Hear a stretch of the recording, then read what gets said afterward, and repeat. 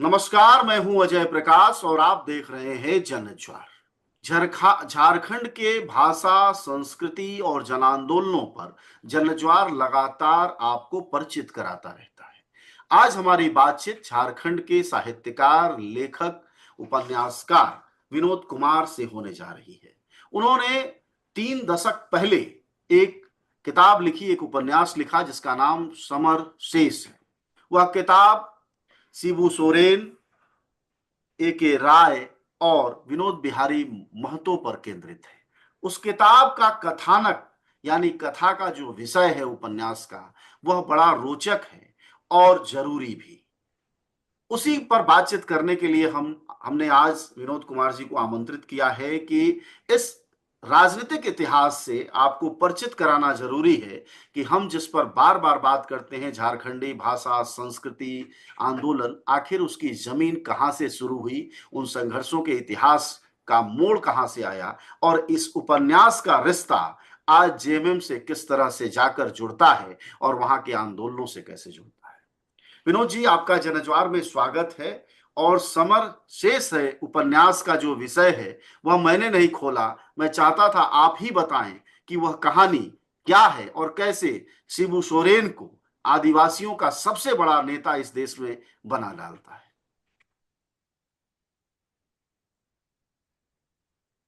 Summer शेष है उपन्यास शिबू सोरेन, कामरेड ए.के. राय और विनोद बिहारी महतो, इन तीनों के नेतृत्व में 70 के दशक में एक बहुत बड़ा आंदोलन झारखंड में हुआ था।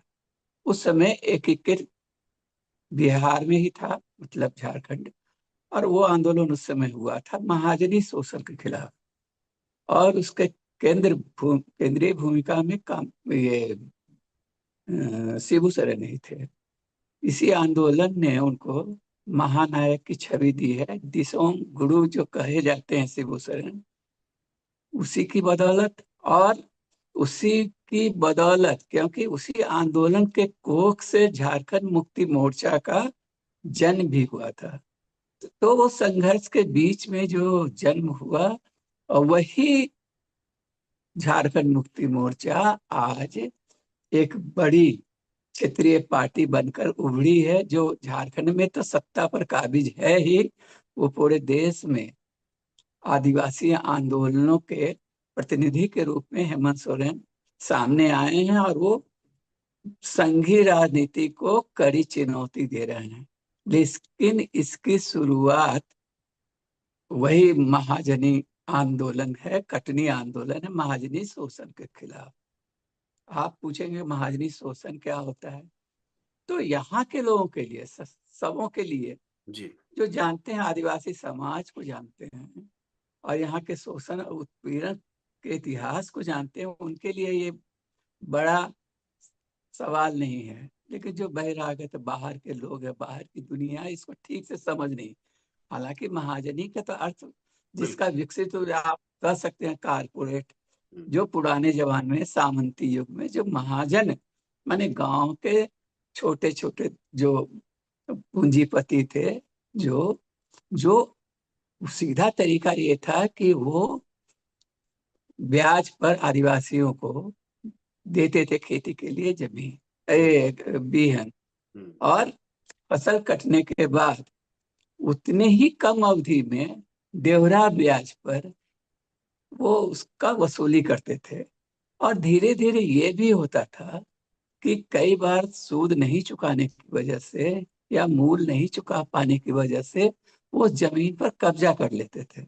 कब्जा इस रूप में करते थे क्योंकि ट्राइबल जमीन पर कोई बाहरी आदमी तो ले ही नहीं सकता, उसका रजिस्ट्रेशन नहीं हो सकता है जी। या उस पर काबिज नहीं हो सकता है। छोटा नागपुर टेनेंसी एक्ट है, पेशा कानून है, या बहुत तरह के। पेशा कानून तो उस समय नहीं बना था जब ये आंदोलन चला जी। था। लेकिन छोटा Nagpur tenancy act, Santhal Pargana tenancy act, Jharkhand का विशेष भूमि कानून तो था ही अंग्रेजों के जमाने से, जिसको सिद्धू कानून हूल के द्वारा और बिरसा मुंडा जी। उलगुलान के द्वारा जिस अधिकार को प्राप्त, विशेष अधिकार प्राप्त किए थे, वो अंग्रेजों ने वो बनाया था कि इसकी जमीन को बाहर के लोग नहीं ले सके, तो इसलिए कानूनी रूप से कोई ये व्यापार नहीं होता था। लेकिन गांव के में घुस के बैठे हुए जो महाजन थे, छोटे छोटे पूंजीपति, जिसको आधुनिक रूप में आप कह सकते हैं, छोटा छोटा दुकान चलाने वाले, और जो भी थे, तो वो लोग देते थे और ले लेते थे, और अपनी ही जमीन पर लोग व्यवहार करता था। शिबू सोरेन इस उसी के खिलाफ जी। धनकटनी आंदोलन शुरू किए थे, जिसका तरीका यही था कि ठीक है, धान लगाएंगे हम तुम्हारे यहाँ, और उसको काटेंगे भी हम, और अपने यहाँ ले जाएंगे खलिहान में। हम्म। और ये बड़े पैमाने पे हुआ। तो आज के लोग तो इसको नहीं जानते ठीक से, उस इतिहास को, लेकिन उस समय धर्मयुग हुआ, दिनमान जैसे पत्रिकाओं में उस धनकटनी आंदोलन का बहुत चर्चा हुआ था।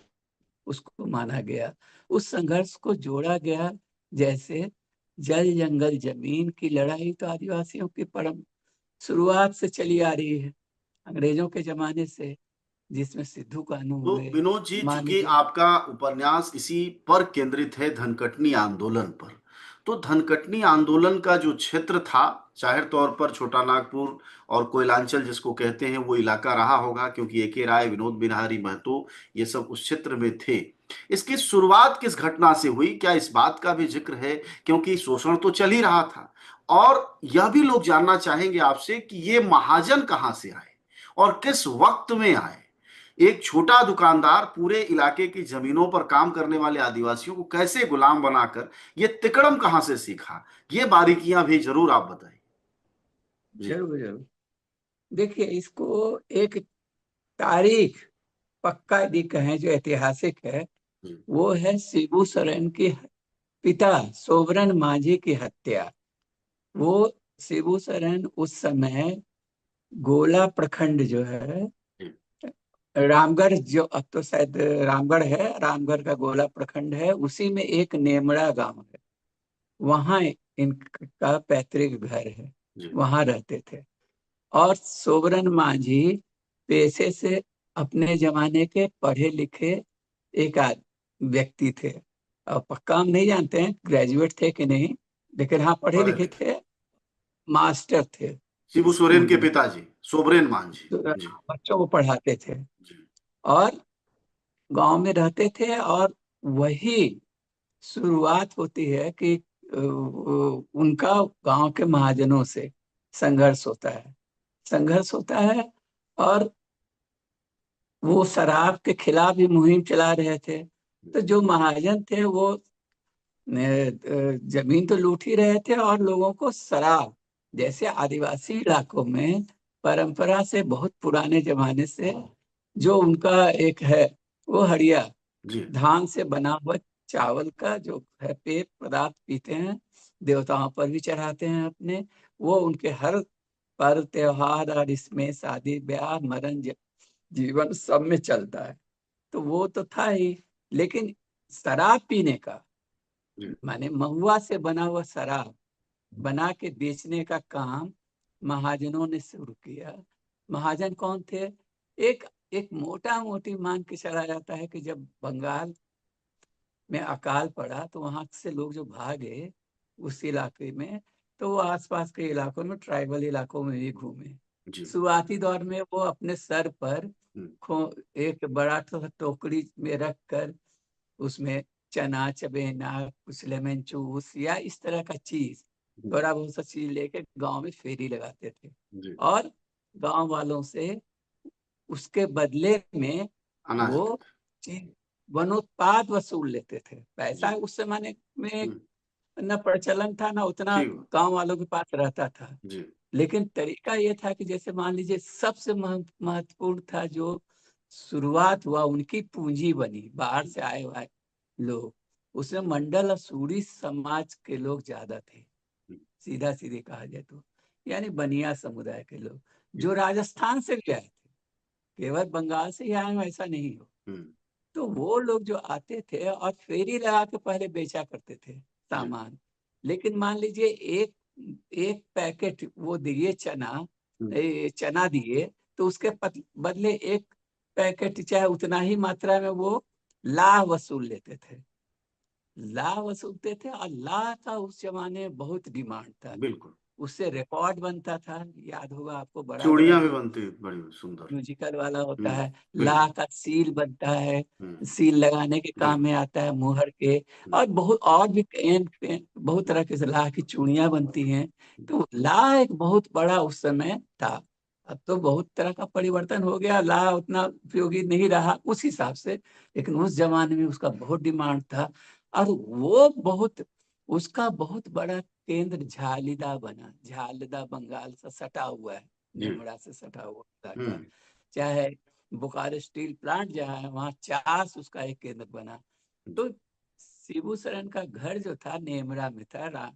रामगढ़ जो अभी हजारीबाग जिला था, पहले अब रामगढ़ भी है, और उसके बाद गोला प्रखंड में है, जी। तो वही था। तो इनके पिताजी महाजनों के खिलाफ लड़ना शुरू किए, विरोध करना शुरू किए।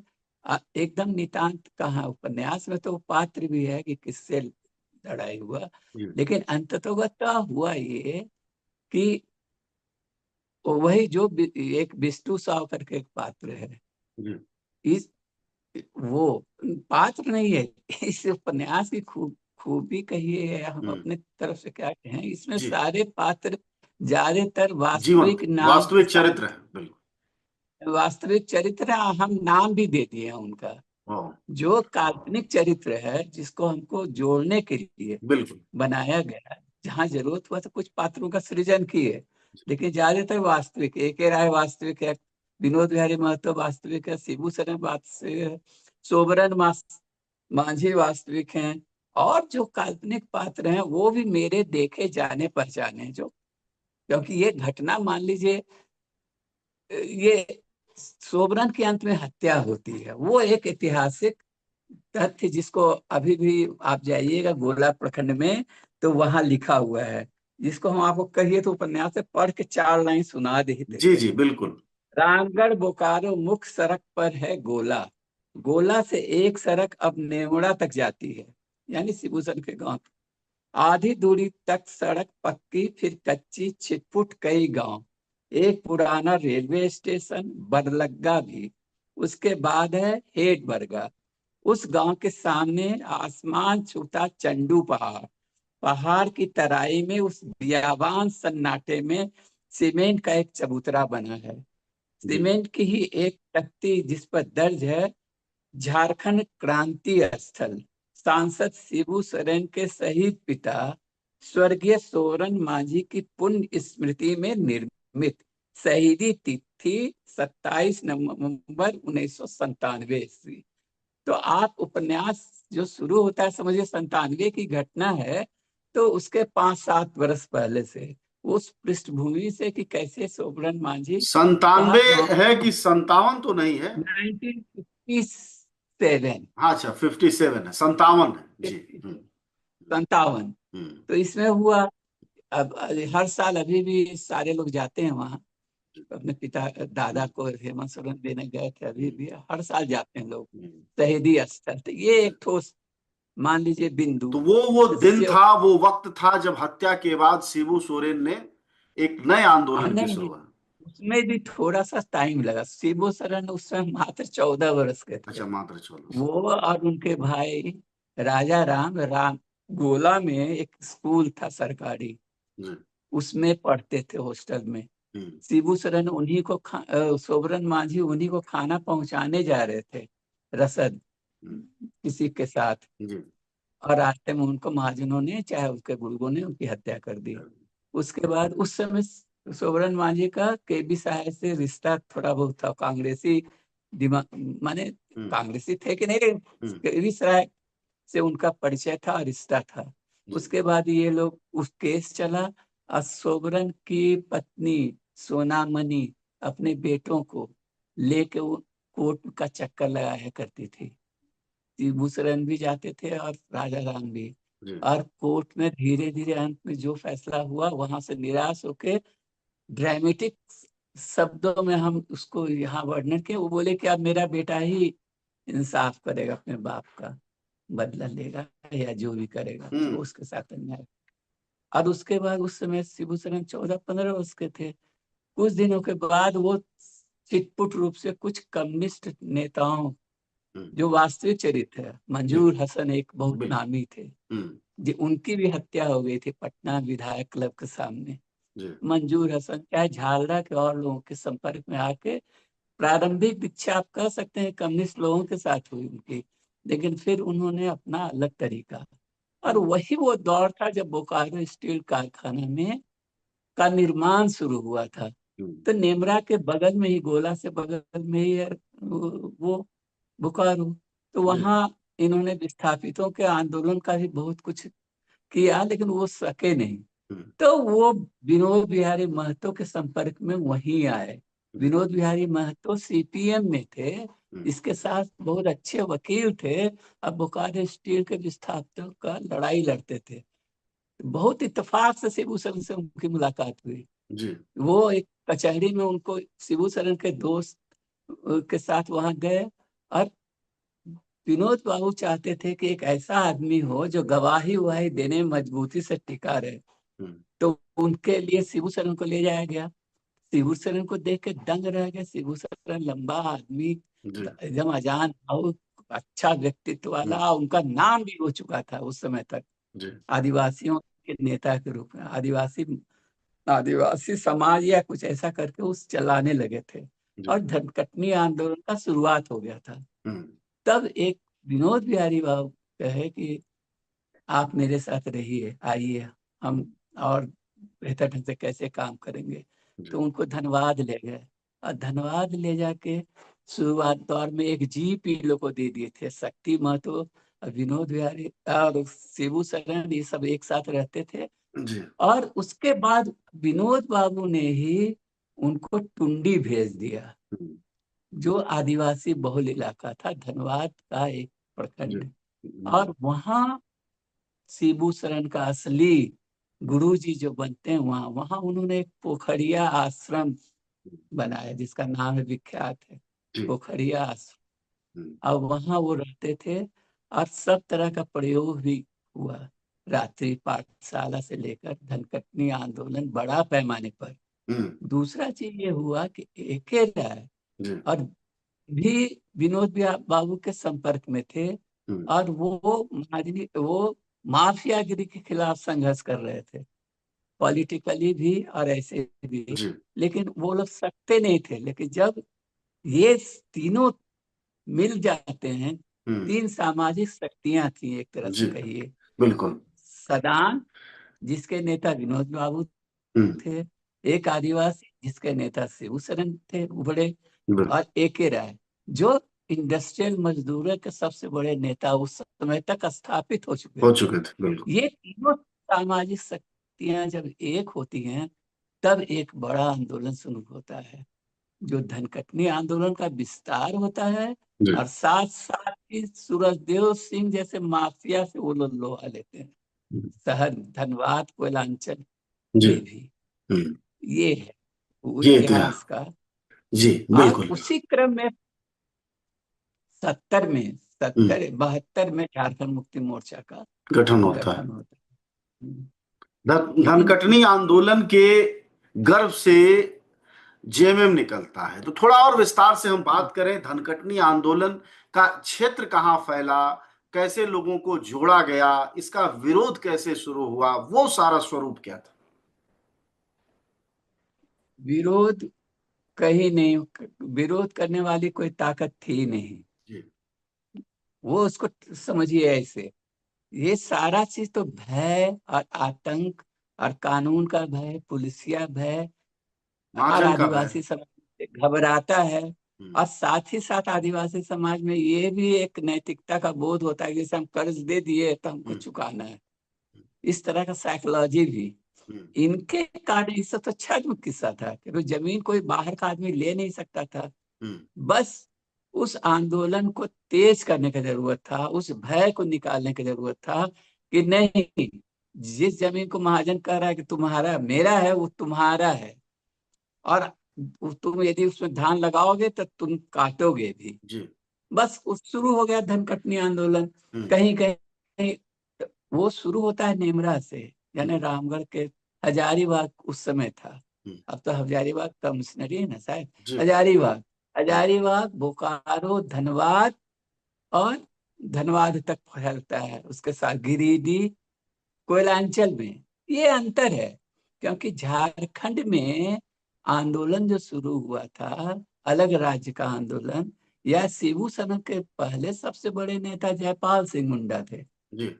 या एनी होड़ो हुए, चाहे हम्म, और जो लोग, चाहे कार्तिक उड़ाव हुए, ये सब वो कोयलांचल क्षेत्र बने, उत्तरी छोटा नागपुर के नहीं थे। वो जी। रांची के आसपास का इलाका था, मुंडा क्षेत्र था, जी। उड़ाव क्षेत्र था। बिल्कुल। और वो लोग एक एलिट क्लास भी था, पढ़ा हम्म, लिखा, इस तरह का। ये जो नया जो आंदोलन निकला, जी। ये तो एकदम जमीनी संघर्ष वाला आंदोलन था। हम्म, और उसमें खास पढ़े लिखे लोग नहीं थे। सोरन मांझी पढ़े लिखे थे, हम्म, ए के राय मैट्रिक पास हुए जी। होंगे, क्योंकि वहां पढ़ रहे थे। तभी उनके पिता की हत्या हो गई। उसके बाद वो गांव गांव घूम के, और इसमें वो धनकतनी आंदोलन शुरू हुआ। जी। जो ज्यादा मजबूत हुआ कोयलांचल में जाने के बाद, ए के राय वगैरह के मिलने के बाद, टुंडी में जब पोखरिया आश्रम बन गया, जी। तो पोखरिया आश्रम, और इतना वो उनका आतंक भी था इस आंदोलन का, कि कोई विरोध नहीं होता था। हाँ, केस सब जगह हुआ। जी। एक शिबू सोरेन को शूट एंड साइट का भी हो गया, कि मार हम्म, देना है देखते ही, इस तरह का था उस समय। तो ये कब हुआ उसी दौरान सोरेन पर? शिबू सोरेन जिन्हें ढिसोम गुरु कहा जाता है, उन पर शूट एंड साइट का कब, किस मामले शूट में एंड हुआ? साइट का मतलब यही, इमरजेंसी भी तो था ही, हम्म, इमरजेंसी भी आ गया 74 में। अच्छा, अच्छा, तो होता। हुआ कि इनको पकड़ लेना है, हम्म, या ये मारे जाएंगे, ये जी। हो गया। इसी बात को लेके एक उस समय केवी सक्सेना, एक बहुत आईएएस अफसर, बहुत ईमानदार हम्म, माने जाते थे। जी। वो अभी भी जीवित है, दिल्ली में हम उनसे मिले भी थे। जी। तो केवी सक्सेना गए थे गुरु जी से मिलने, हम्म, वहाँ पोखरिया आश्रम, हम्म, वहाँ।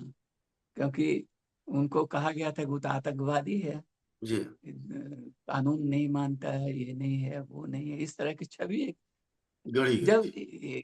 जब केवी सक्सेना वहां पहुंचे, तो वहां तो देखे कि अलग तरह का दुनिया है। हम्म, धनकटनी हो रहा है, ठीक है, रात्रि पाठशालाएं चल रही हैं, खेती को लेकर तरह तरह का प्रयोग हो रहा है, कि धान भी लगाएंगे और गेहूं भी लगाएंगे, इस तरह की चीजें हो रही हैं। तो आपको आश्चर्य होगा कि गुरु जी कहना शुरू किए केवी सक्सेना, हम्म, केवी सक्सेना वहां से लौट के। जी। और उस समय जगन्नाथ मिश्रा थे। तो इंदिरा मुख्यमंत्री। गांधी चाहती इंदिरा हम्म, गांधी चाहती थी इमरजेंसी में के बाद चुनाव कराएंगे, तो वो चाहते थे कि आदिवासी जो आंदोलन, चाहे जो भी है, वो हम लोग, हम वरद हंस मेरा, मेरे साथ मिल के वो लोग रहें, हम्म, हमारे राजनीति के साथ मिल के काम करें। तो केवी सक्सेना को जगन्नाथ मिश्रा वगैरह, जो मुख्यमंत्री थे बिहार में, हम्म, वो लोग भेजे ही थे इसलिए कि जाके आप देखिए कि कैसे वो शिबू सोरेन को हम्म, काबू में किया जाए। तब केवी सक्सेना ही उनको समझा है हम्म, कि देखिए गुरु जी, इमरजेंसी का जमाना है, आप पर हर थाने में केस है, तो एक बार पकड़ा जाइएगा तो हमेशा के लिए जेल में बंद हो जाइएगा। इससे अच्छा आप आत्मसमर्पण कर दीजिए, हम आपको वादा करते हैं कि जमीन, कैंप लगा लगा के हर जगह महाजनों के चंगुल से जमीन को छुड़ाया मिटा। जाएगा। और आपको और भी 20 सूत्री कार्यक्रम चल रहा था उस समय, तो उसके द्वारा आपको मदद किया जाएगा। बस आप प्रेरणा तब हुआ, तब शिव शरण ही मान गए। शिव शरण सोचे होंगे जो भी हो, अंत में सरेंडर कर दिए हम्म, इमरजेंसी में, जी। सरेंडर कर गए और जेल में रहे।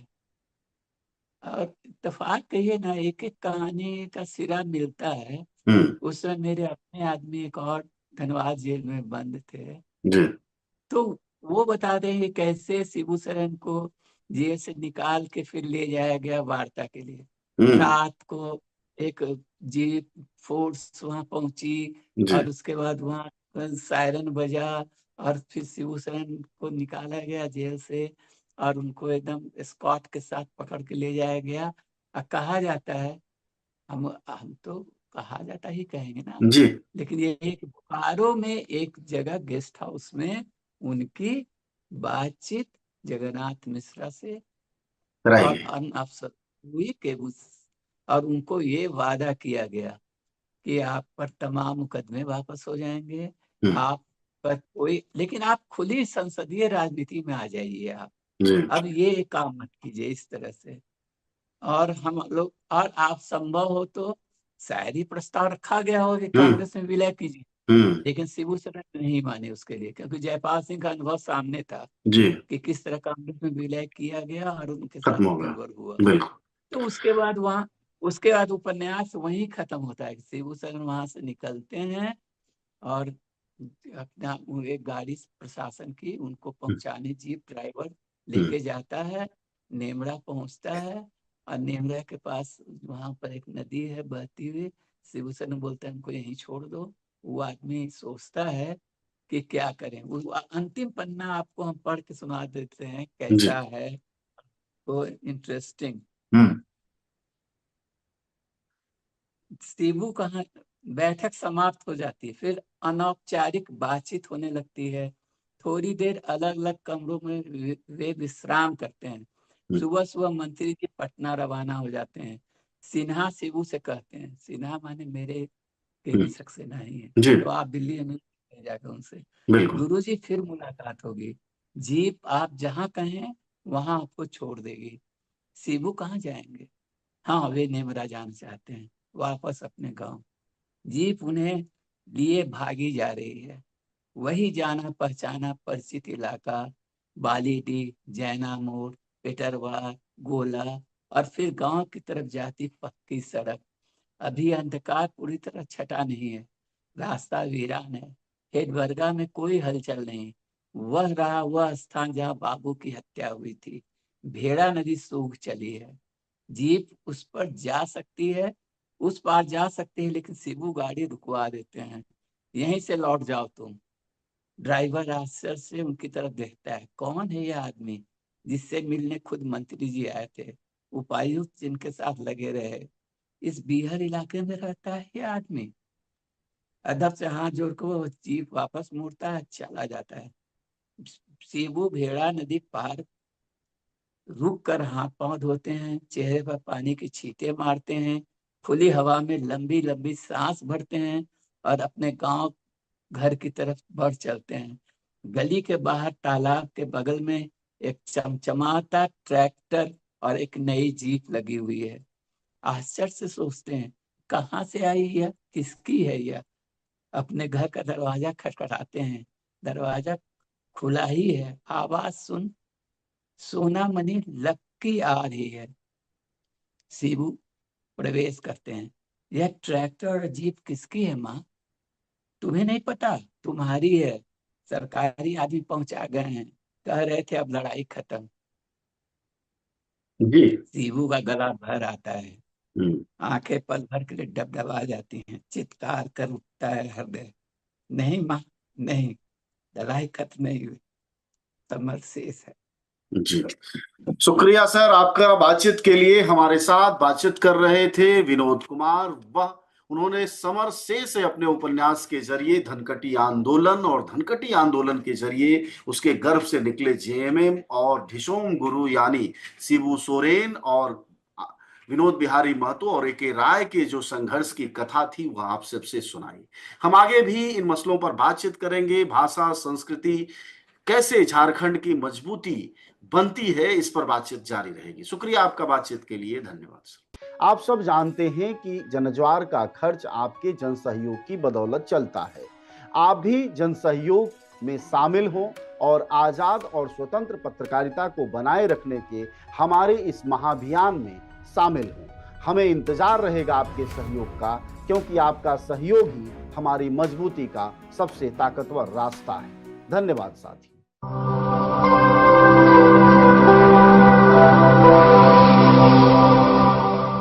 जनज्वार जनता की मीडिया।